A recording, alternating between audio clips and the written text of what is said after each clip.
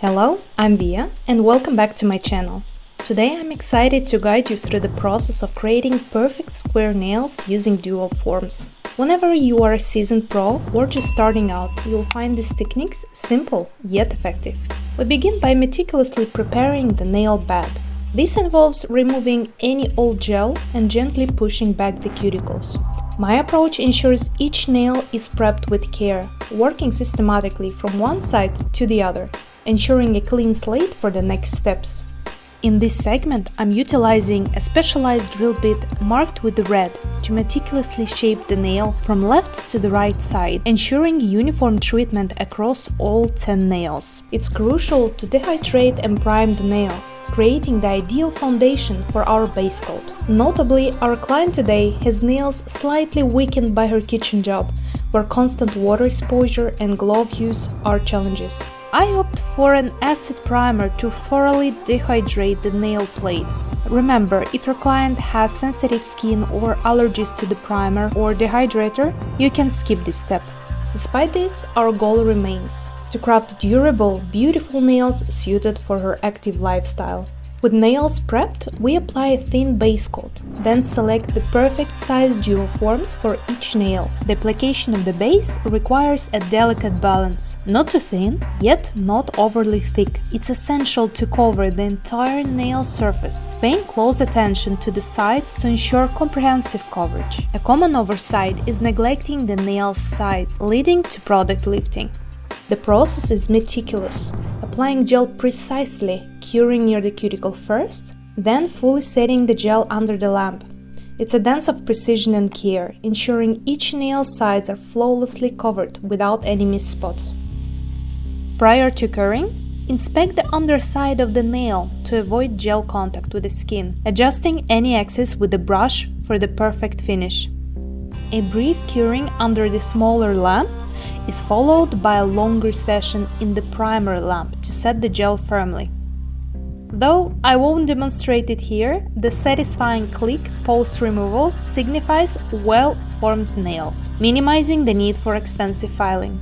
Filing is done with precision to maintain uniform length across all nails, carefully removing excess material from the top without compromising the nail's arc. A conservative approach to filing preserves the nail's strength and aesthetic.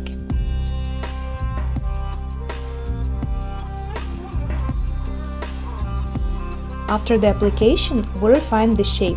Filing is an art here, aiming for symmetry in the ideal square form. Each nail's length and shape are compared meticulously, ensuring uniformity. If adjustments are needed, they are made instantly, preserving the integrity and beauty of the gel.